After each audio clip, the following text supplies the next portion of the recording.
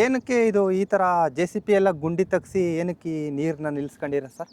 Sir ನಾವು ಮೊದಲೆಲ್ಲ ನೀರಿನ ಸಮಸ್ಯೆ ಭಾಳ ಎದುರಿಸಿದ್ವಿ. ಅಂದರೆ ನಾವು ಹುಟ್ಟಿದಾಗಿದ್ದರಿಂದ 30-40 ವರ್ಷ, ನಾವೀಗ 40 ವರ್ಷ ಹುಟ್ಟಿ ಅಲ್ಲಿಂದ ಇಲ್ಲಿವರೆಗೂ ನಮ್ಮ ನೀರಿನ ಸಮಸ್ಯೆ ಭಾಳ ಇತ್ತು.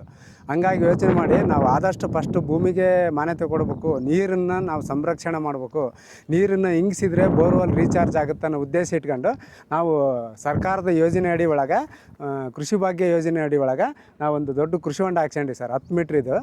ಅದರಿಂದ ನಮಗೆ ನೋಡಿರಿ ಮಳೆ ಬಂದು ಮನೆಯೆಲ್ಲ ಫುಲ್ ಆಗಿದೆ ನೀರಿದು. ಇದರಿಂದ ನಮ್ಮ ಬೋರ್ವೆಲ್ಲೆಲ್ಲ ರೀಚಾರ್ಜ್ ಆಗ ಸರ್, ನಮಗೆ ಆಗುತ್ತೆ, ಪಕ್ಕದಾಗಿರೋ ಎಲ್ಲ ಬೋರ್ಗಳಿಗೂ ರೀಚಾರ್ಜ್ ಆಗುತ್ತೆ. ನಮ್ಮ ಬೋರ್ವೆಲ್ಗಳು ಬೇಸಿಗೆ ಟೈಮ್ನಾಗೆ ಯಾವುದೇ ರೀತಿ ನೀರಿನ ಸಮಸ್ಯೆ ಇಲ್ದಂಗೆ ನಡೀತಾವೆ ಸರ್. ಅದಕ್ಕೋಸ್ಕರ ನಾವು ಈ ಕೃಷಿ ಹೊಂಡ ಹಾಕ್ಕೊಂಡ್ವಿ ಸರ್. ಆಮೇಲೆ ಈ ಕೃಷಿ ಹೊಂಡ ನಿಮ್ಮ ಹೊಲದಲ್ಲಿ ಇಲ್ಲೇ ಯಾಕೆ ತೆಗಿಸ್ತಿದ್ರೆ ಮಧ್ಯ ಇಲ್ಲಿ ಯಾಕೆ ತೆಗಿಸ್ತೇವೆ ಅಂದರೆ ನಮಗೆ ಇಂಪಾರ್ಟೆಂಟು ಜಲಮೂಲ ಸರ್. ಜಲಮೂಲ ಅಂತ ಏನು ಹೇಳ್ತೀವಲ್ಲ ಅದು ಇಂಪಾರ್ಟೆಂಟ್. ಯಾಕಂದರೆ ಈ ಕಡೆ ಎಲ್ಲ ನಮಗೆ ದಿನ್ನೆ ಇದೆ ಸರ್, ಅಪ್ಪಿದೆ. ನಮ್ಮ ಹೊಲದಲ್ಲಿಂದನೇ ಈ 30-40 ಎಕರೆ ನೀರೆಲ್ಲ ಬಂದು ಇಲ್ಲೇ ಪಾಸ್ ಆಗುತ್ತೆ ಸರ್. ಇಲ್ಲೇ ಪಾಸ್ ಆಗುತ್ತೆ, ಮುಂದೆ ಅಡವಿಗೆ ಹೋಗುತ್ತೆ ಅದು ನೀರು. ಅಂದ್ರೆ ಫಾರೆಸ್ಟ್ ಇದೆಯಲ್ಲ, ಫಾರೆಸ್ಟ್ ಇದೆ, ಮುಂದೆ ಅಡವಿಗೆ ಹೋಗುತ್ತೆ.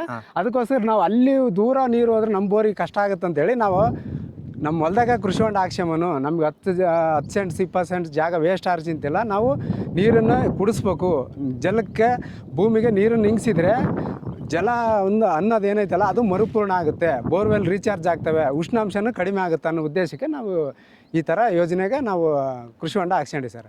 ಅದರಿಂದ ನಮಗೆ ಸುಮಾರು 4-5 ಸರಿ ತುಂಬೆ ಸರ್ ಇದಲ್ಲ. ಆಲ್ರೆಡಿ ಒಂದು ಸರಿ ತುಂಬಿದ್ರೆ ಸುಮಾರು 10-15 ಟ್ಯಾಂಕರ್ ನೀರು ಹಿಡಿತದೆ ಸರ್. ಇದು ಟ್ಯಾಂಕರ್ ಲೆಕ್ಕ ಹಾಕ್ಯಂಡ್ರು ಒಂದು 15 ಟ್ಯಾಂಕರ್ ನೀರು ಹಿಡಿತೈತೆ ಇದು.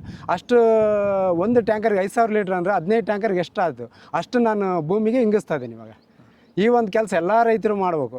ಅಟ್ಲೀಸ್ಟ್ ಕೃಷಿ ಹೊಂಡ ಹಾಕ್ಸ್ಕೊಂಡ್ರು ಕೂಡ ಸ್ವಲ್ಪ ಒಡ್ಡಿ ಇದ್ದರೆ ಭಾಳ ಒಳ್ಳೆಯದು ಭೂಮಿಗೆ. ಅಲ್ಲೆಲ್ಲಿ ಒಡ್ಡುಗಳು ಹಾಕ್ಯಂಡ್ರೆ ಎಕರೆಗೆ 1-2 ಎಕರೆಗೆ ಒಂದು ಒಡ್ಡು ಹಾಕ್ಯಂಡ್ರೆ ಭೂಮಿ ಹರಿದೋಗ್ದಂಗೆ ನೀರನ್ನ ಇಂಗಿಸಿದ್ರೆ ನಮ್ಮ ಹೊಲ ಫಲವತ್ತತೆಯೂ ಕಂಟ್ರೋಲ್ ಆಗುತ್ತೆ. ಹರಿದೋಗೋದು ಮಣ್ಣು ಒಳ್ಳೆಯ ಉತ್ಕೃಷ್ಟವಾದ ಮಣ್ಣು ಏನಾಗುತ್ತೆ, ನೀರುಗುಂಟು ಹರಿದೋಗ್ಬಿಡ್ತತೆ.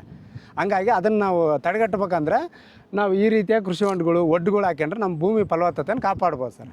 ಆಮೇಲೆ ಬೋರಿಗೂ ನೀರು ಇಂಪ್ರೂವ್ಮೆಂಟ್ ಆಗುತ್ತೆ. ಹ್ಞೂ ಸರ್, ಬೋರ್ವೆಲ್ ರೀಚಾರ್ಜ್ ಆಗಿ. ಯಾಕಂದರೆ ಇಲ್ಲಿ ಕುಡಿದ ನೀರು ಬೋರ್ನಾಗ ಬರಲೇಬೇಕಲ್ಲ ಸರ್. ಕೆಳಗಡೆ ಈಗ ಕುಡಿತಂದ್ರೆ ಭೂಮಿ ಈ ಜಲಪದರಗಳ ಮುಖಾಂತರ ಅದು ಹನಿ ಮುಖಾಂತರ ಆದರೂ ನಮ್ಮ ಬೋರ್ವೆಲ್ಗೆ ರೀಚಾರ್ಜ್ ಆಗ ಸರ್. ಹಂಗಾಗಿ ನಾವು ಇದನ್ನ ಯೋಜನೆಗೆ ಹಾಕ್ಸ್ಕೊಂಡ್ವಿ ಸರ್. ನಿಮ್ಮ ಏನು ನುಗ್ಗೆ ಕೃಷಿ ಇದೆಯಲ್ಲ, ಆ ನುಗ್ಗೆ ಕೃಷಿಗೆ ಬೋರ್ ಹಾಕೋಕ್ಕಿಂತ ಮುಂಚೆನೇ ಇದನ್ನ ಮಾಡಿಸಿದ್ರೆ, ಇದು ಮಾಡಿಸಿದ್ಮೇಲೆ ಬೋರ್ ಫಸ್ಟ್ ಕೃಷಿ ಹೊಂಡ ಹಾಕ್ಸ್ಕೊಂಡ್ವಿ ಸರ್ ನಾವು.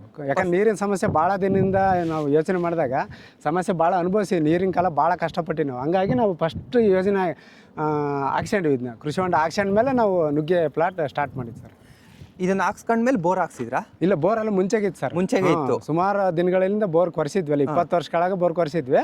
ನೀರಿನ ಸಮಸ್ಯೆ 10 ವರ್ಷ ಬೋರ್ ನಿಂತೋಗ್ಬಿಡುತ್ತೆ. 2010 ನಮ್ಮ ಬೋರ್ ನಿಂತೋಗ್ಬಿಡುತ್ತೆ. ತಿರ್ಗಿ ಅದನ್ನೆಲ್ಲ ಯೋಚನೆ ಮಾಡಿ ತಿರ್ಗಿ ಹೆಂಗೆ 2024 ಒಳ್ಳೆ ಮಳೆಗಾಲ ಆಗಿರೋದ್ರಿಂದ ನಮಗೆ ಬೋರ್ ತಿರ್ಗಿ ಪುನಃ ಸ್ಟಾರ್ಟ್ ಆದವು. ಮೊನ್ನೆ ಈಗ 3 ವರ್ಷ ಕೆಳಗೆ ಇದನ್ನು ಹಾಕಿನಿ ಸರ್. ನಮಗೆ ಇದಿದ್ದರೆ ನಮಗೆ ಬೋರ್ವೆಲ್ ರೀಚಾರ್ಜ್ ಆಗುತ್ತೆ, ನಮಗೆ ನೀರಿನ ಅನುಕೂಲ ಆಗುತ್ತೆ ಅನ್ನೋ ಉದ್ದೇಶಕ್ಕೆ ಹಾಕ್ಸ್ಕೊಂಡಿ ಸರ್. ಸರ್, ಇದನ್ನು ಹಾಕ್ಸಿದ ಮೇಲೆ ಇದರಲ್ಲಿ ನೀರು ಸ್ಟಾಕ್ ಆಗಿ 1-2 ತಿಂಗಳು ಬಿಟ್ಟು ನೀರಲ್ಲಿ ಮತ್ತೆ 1 ಇಂಚು 2 ಇಂಚು ಏನಾದ್ರು ಇಂಪ್ರೂವ್ಮೆಂಟ್ ಆಯ್ತಾ? ಬರುತ್ತೆ ಸರ್. ಮೊದಲು ಈಗ 2 ವರ್ಷದಿಂದ ನೀರು ಕಡಿಮೆ ಆಗಿದೆ ಸರ್. ಆಗಿಲ್ಲ ನಮಗಲ್ದ ಬೇರೆಯವ್ರಿಗೂ ಯೂಸ್ ಆಗ ಸರ್. ಇದು ಬೇರೆಯವ್ರಿಗೂ ಯೂಸ್ ಆಗುತ್ತೆ. ಯಾಕಂದ್ರೆ ಒಳಗೆ ಜಲ ಮರುಪೂರ್ಣ ಯಾವ ರೀತಿ ಹೋಗುತ್ತೆ ಅಂತ ಯಾರು ಹೇಳೋಕ್ಕಾಗಲ್ಲ ಸರ್. ಭೂಮಿ ಒಳಗೆ ಯಾವ ರೀತಿ ಆಗಾರು ನೀರು ಹರಿಬೋದು. ಕುಡಿದ್ರೆ ನೀರು ನಮ್ಮಬೋರ್ಗೆ ಬರುತ್ತಂತ ನಾವು ಹೇಳೋಕ್ಕಾಗಲ್ಲ, ಬೇರೆಯವ್ರ ಬೋರ್ಗೂ ಹೋಗ್ಬೋದು. ಹಂಗಾಗಿ ಒಟ್ಟು ಭೂಮಿಗೆ ನೀರು ಇಂಗಿಸ್ಬೇಕನ್ನೋದು ನಮ್ಮ ಉದ್ದೇಶ ಆಗುತ್ತೆ. ಅದಕ್ಕೋಸ್ಕರ ಭೂಮಿಗೆ ನೀರು ಇಂಗಿಸ್ತದೆ ಸರ್. ಇದು ಎಷ್ಟಡಿ ಆಗಲ್ಲ, ಎಷ್ಟಡಿ ಉದ್ದ ಇದೆ ಸರ್? 10 metre sir. ಹಿಂಗೆ 10 ಮೀಟ್ರ್, ಹಿಂಗೆ 10 ಮೀಟ್ರ್. 10 ಮೀಟ್ರ್ ಇದು ಎಲ್ಲ JCP ಅಲ್ಲೇ ತಗ್ಸಿ ಸರ್. JCP ವರ್ಕ್ ಮಾಡಿರೋದು ರೈತ ಸಂಪರ್ಕ ಕೇಂದ್ರ ಖಾನಾವಸಳ್ಳಿ ಸರ್. ಅವರು ಇಲಾಖೆ ಕಡೆಯಿಂದನೇ ಮಾಡಿದ್ದಾರೆ ಸರ್. ಇದು ಸ್ಕೀಮ್ ಹೆಸರು ಕೃಷಿ ಭಾಗ್ಯ ಯೋಜನೆ ಅಂತ ಹೇಳಿ ಸರ್. ಕೃಷಿ ಭಾಗ್ಯ ಯೋಜನೆ. ಆ ಯೋಜನೆ ಒಳಗೆ ಹಾಕ್ಸ್ಕೊಂಡ್ರೆ ಸರ್. ನಮ್ಮ ಆಫೀಸರ್ಗಳೆಲ್ಲ ಭಾಳ ಹೆಲ್ಪ್ ಮಾಡ್ಯಾರ ಸರ್. ಯಾಕಂದ್ರೆ ನಮಗೆ ಮಾಹಿತಿ ಗೊತ್ತಿದ್ದಿಲ್ಲ ಇದ್ರ ಬಗ್ಗೆ. ಅವರು ನಮಗೆ ಹೇಳಿ ಈ ರೀತಿ ಹಾಕ್ಸ್ಯಾಡ್ರಿ, ನಿಮ್ಗೆ ಅನುಕೂಲ ಆಗುತ್ತೆ ಅಂತ ಹೇಳಿ ನಮ್ಮ ಅಧಿಕಾರಿಗಳೆಲ್ಲ, ಕೃಷಿ ಇಲಾಖೆ ಅಧಿಕಾರಿಗಳಿಗೆ ಭಾಳ ಟ್ಯಾಂಕ್ಸ್ ಹೇಳ್ಬೇಕು ಸರ್. ಯಾಕಂದ್ರೆ ಅವ್ರು ಇಲ್ಲ ಅಂದ್ರೆ ನಾವು ಇದನ್ನೆಲ್ಲ ಮಾಡೋಕ್ಕಾಗಲ್ಲ. ಖಾನಾವಸಳ್ಳಿ ಕೃಷಿ ಇಲಾಖೆ ಅಧಿಕಾರಿಗಳು ಒಳ್ಳೆ ಕೆಲಸ ಮಾಡ್ತಾ ಇದಾರೆ ಸರ್. ಯಾಕಂದ್ರೆ ಅವರು ಈ ಥರ ರೈತರುಗಳಿಗೆಲ್ಲ ಕೊಡ್ತಾ ಇದಾರ. ಹಂಗಾಗಿ ಅವರು ಇದೇ ಥರ ಎಲ್ಲ ರೈತರು ಯೂಸ್ ಮಾಡ್ಕೊಂಡ್ರೆ ಅವರು ಅಧಿಕಾರಿಗಳು ಶ್ರಮ ಪಟ್ಟದಕ್ಕೂ ಒಂದು ಸಾರ್ಥಕ ಆಗುತ್ತೆ ಸರ್.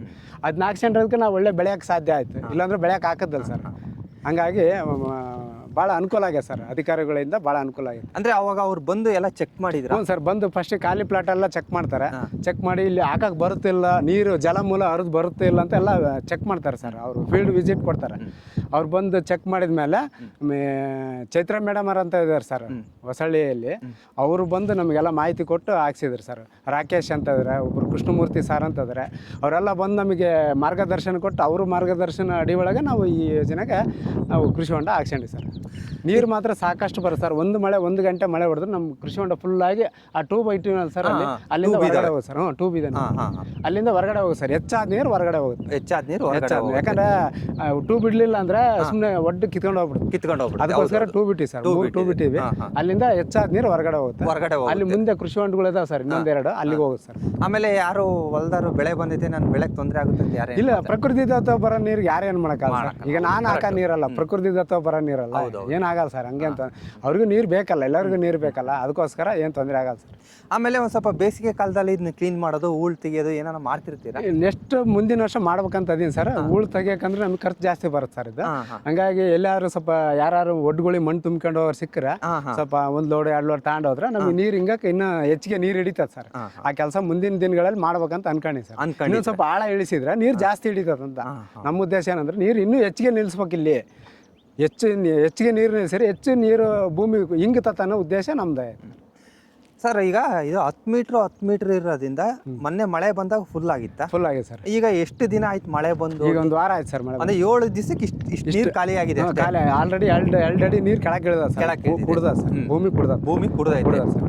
ಇದು ಸುಮಾರು ಇನ್ನೊಂದು 8 ಅಡಿ ಆಳ ಐತೆ ಸರ್. ಇನ್ನು 8 ಅಡಿ ಆಳ ಐತೆ ಸರ್. ಸೆಂಟ್ರಿಗೆಲ್ಲ 8 ಅಡಿ ಬರುತ್ತೆ ಸರ್. ಆಳ ಫುಲ್ ಐತೆ ನೀರೇ. ಇನ್ನೊಂದು 10 ಟ್ಯಾಂಕರ್ ನೀರು ಐತಿ. ನೀರು ಯಾರನ್ನ ಬರ್ತಾರ ಒಂದ್ ಸ್ವಲ್ಪ ಕುರಿ ಕಾಯರೋ ಮೇಕೆ ಸರ್, ನೀರು ಕುಡಿಸ್ಕೊಂಡು ಹೋಗ್ತಾರೆ ಸರ್. ದನ ಕರುಗಳು ಪಕ್ಷಿಗಳಿಗೆ ಇಂಪಾರ್ಟೆಂಟ್ ಸರ್. ಈಗ ಈ ಭಾಗದಾಗ ಎಲ್ಲಿ ನೀರಿಲ್ಲ ಸರ್. ನೀರಿಲ್ಲ. ಈಗ ಪ್ರಾಣಿ ಪಕ್ಷಿಗಳು ಅದಾವಲ್ಲ, ಅವಕ್ಕೆ ನಾವು ಒಳ್ಳೆ ಆಸರ ಕೊಟ್ಟಂಗಿದೆ. ಯಾಕಂದ್ರೆ ಈ ಗಿಳಿಗಳು ಪಕ್ಷಿಗಳು ಬಂದು ಆರಾಮ್ ನೀರು ಕುಡ್ಕೊಂಡು ಹೋಗ್ತಾವೆ. ಹೌದು. ಈಗ ನಾವು ಬದುಕೋದ್ರ ರೀತಿ ಅವನು ಬದುಕಿಸ್ಬೇಕಲ್ಲ ಸರ್. ಹೌದು. ಹಂಗಾರೆ ಮಾತ್ರ ಸಮಾಜ ಪರಿಸರ ಎರಡು ಉಳಿಯಕ್ಕೆ ಸಾಧ್ಯ. ಅದೊಂದು ಉದ್ದೇಶಕ್ಕೆ ಮಾಡ್ರಿ ಸರ್. ಆಮೇಲೆ ನೀವು ಇದರಿಂದ ಎಷ್ಟು ಎಕರೆ ಅನುಕೂಲ ಆಗ್ತಿದೆ ನಿಮಗೆ ಸುಮ್ಮನೆ? ಸರ್, ಇದರಿಂದ ನಮಗೆ ಎಕರೆ ಲೆಕ್ಕ ಅಲ್ಲ ಸರ್. ನಮಗೆ ನಮ್ಮ ಉದ್ದೇಶ ಏನಂದ್ರೆ ನೀರಿನ ಸಮಸ್ಯೆ ಕಡಿಮೆ ಆಗ್ಬೇಕು.